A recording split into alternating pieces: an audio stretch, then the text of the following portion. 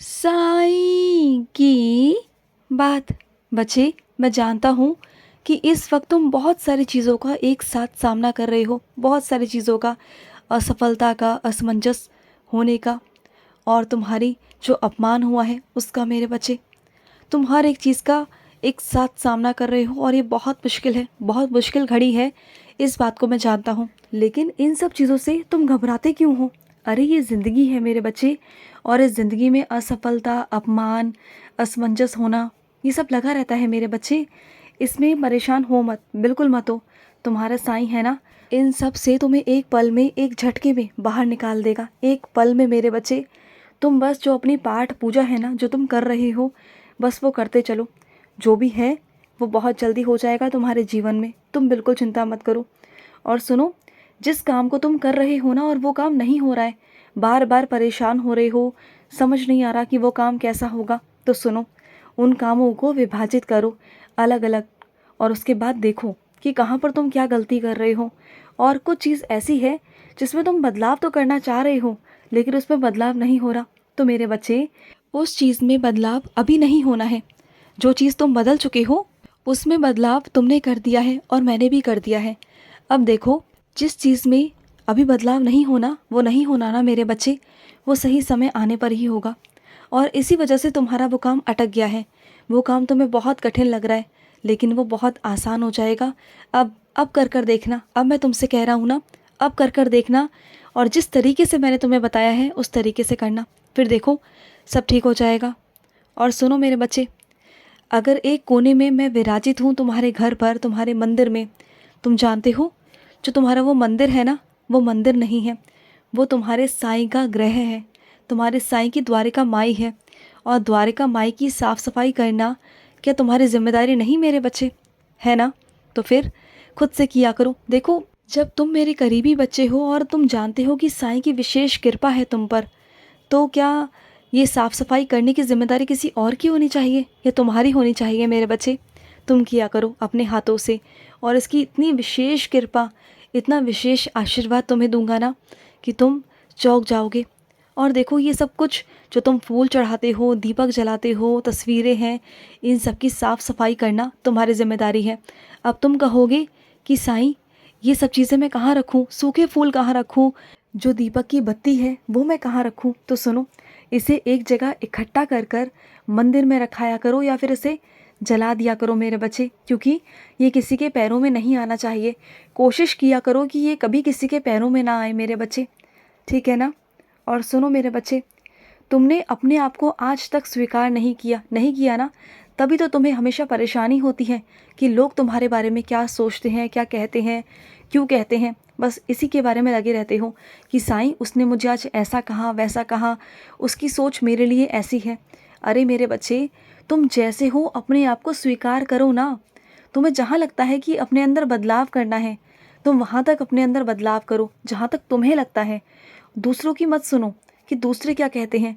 देखो, दूसरे इंसान तुम कितना भी अपने आप को बदल लोगे ना, तब भी तुम्हें स्वीकार नहीं करेंगे, तब भी शिकायतें करेंगे। फिर कब तक अपने आप को बदलोगे बताओ? क्या तुम्हारे कहने पर कोई और बदलता है? नहीं ना। तो फिर तो अपने आप को जैसे हो वैसे स्वीकार करो, क्योंकि मैंने तुम्हें बहुत खूबसूरत तरीके से, बहुत अलग तरीके से बनाया है, बहुत समय निकाल कर मेरे बच्चे। तो मेरी रचना गलत कहाँ से हो सकती है बताओ? मेरी रचना गलत हो सकती है क्या? फिर तो तुम इतने सुंदर हो, जब इस दुनिया की एक एक चीज़ को तुम्हारे साईं ने बनाया है अपने हाथों से। जब तुम वो प्रकृति देखकर, सुंदरता देखकर, इतना देखकर तुम आकर्षित हो जाते हो, उन खूबसूरतियों की तरफ, सुंदरता की तरफ खिंचे चले जाते हो, तो फिर तुम अपनी ओर क्यों नहीं खींचते मेरे बच्चे? तुम्हें भी तो मैंने ही बनाया है ना। और क्या तुम्हारा साईं कोई गलत चीज़ बना सकता है क्या? जब मैं दुनिया खूबसूरत बना सकता हूँ, तो क्या मैं अपने बच्चे को खूबसूरत नहीं बनाऊँगा? सोचो इस बारे में। मैंने तुम्हें भी उतना ही सुंदर बनाया है जितना इस दुनिया को मेरे बच्चे। और सुनो, अपने साईं को स्नान करा करना, साईं के हाथ पाँव में और माथे पर चंदन लगाना आज, और चंदन के बीच में छोटी सी मुझे भी उदी का तिलक लगाना, क्योंकि तुम्हारे साईं की तबीयत भी ठीक नहीं है। क्योंकि मैंने बहुत सारे बच्चों की बीमारियों को अपने ऊपर ले रखा है, तो तुम तो मेरी उदी लगा लेते हो, मैं क्या लगाऊं? मैं भी अपनी ही उदी लगाऊंगा, अपना ही आशीर्वाद लगाऊंगा, है ना? लगाओगे ना अपने हाथों से? तो बस उस उदी में तुम्हारा प्यार और भाव होंगे ना, तो मैं भी ठीक हो जाऊँगा। और सुनो, तुम अगर मुझे शॉल चढ़ाना चाहते हो, माँ को चुनरी चढ़ाना चाहते हो ना, तो अगर वो चुनने जाऊँ ना, तो बहुत सुंदर सी लेना, बहुत सुंदर सी, क्योंकि तुम्हारे ईश्वर जितने सुंदर दिखेंगे ना, उतने ही तुम्हारे जीवन में भी खुशियाँ आएंगी। देखो, तुम्हारे ईश्वर से, तुम्हारे परमात्मा से तुम हो। अगर तुम्हारे भगवान, तुम्हारे घर के ईश्वर, अगर वो सुंदर दिखेंगे ना, बहुत सुंदर दिखेंगे, तो तुम भी तो सुंदर दिखोगे ना, तुम्हारा जीवन भी तो सुंदर होगा ना। मैं नहीं कहता कि रोज़ रोज़ मेरे लिए नए वस्त्र लाओ, नहीं। जब तुम्हारा मन करे, साल में, 2 साल में, 5 साल में, जब तुम्हारा मन करे, तो उसे सुंदर से मुझे तैयार कर दिया करो। चाहे मैं कान्हा के रूप में हूँ, चाहे मैं साईं के रूप में हूँ, चाहे मैं माँ भगवती के रूप में हूँ। और जो तुम माँ के लिए चुनरी लाने वाले हो ना, तो वो बहुत सुंदर सी लेके आना, बहुत सुंदर सी मेरे बच्चे। समझ गए ना? मुझे बहुत खुशी मिलेगी अगर तुम अपने सारे ईश्वर को बहुत सुंदर तरीके से सजाओगे, मुझे बहुत खुशी मिलेगी।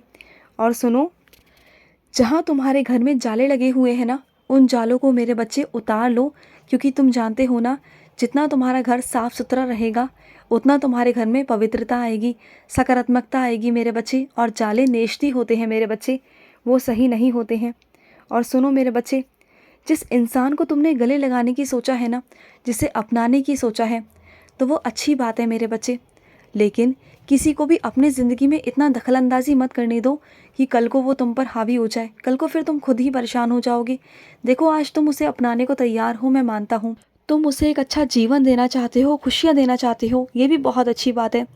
लेकिन थोड़ा समय दो मेरे बच्चे, क्योंकि हर किसी को इतनी जल्दी अपनी ज़िंदगी में इजाज़त मत दिया करो। बहुत जल्दी तुम हर किसी पर विश्वास कर लेते हो। थोड़ा वक्त दो अपने आप को भी और उन्हें भी।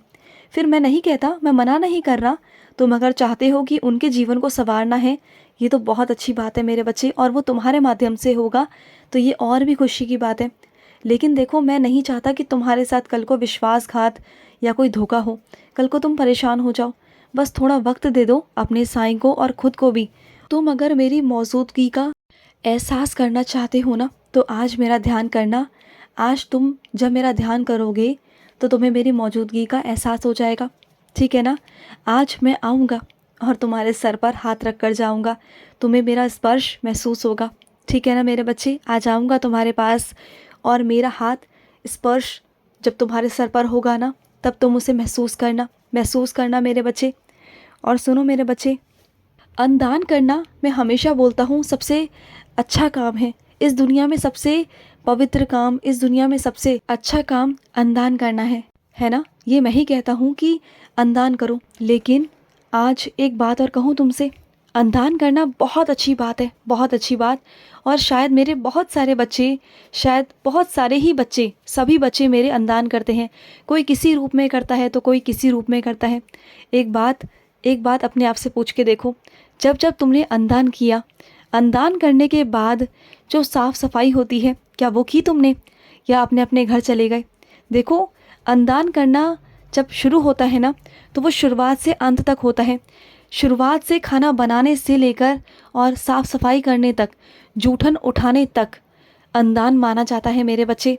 तुम अन्नदान की सेवा तो करते हो, लेकिन आधी अधूरी कराते हो, क्योंकि खाना बनवाना, खाना बांटना, ये सब तो तुम कर देते हो, लेकिन जो सफाई का काम है ना, जो सबसे महत्वपूर्ण काम है अन्नदान के अंदर, बस वही नहीं करके आते हो, तो वो अधूरा रह जाता है मेरे बच्चे।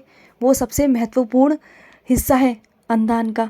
अगर अगली बार अन्नदान करो ना, तो इस पर ज़रूर गौर करना। और मैं चाहता हूँ कि खुद से सफाई करना, किसी और से नहीं कराओगे, खुद से करोगे, तभी उसका फल मिलेगा। खुश रहो। आज का हम अध्ययन साई संदेश समाप्त हुआ।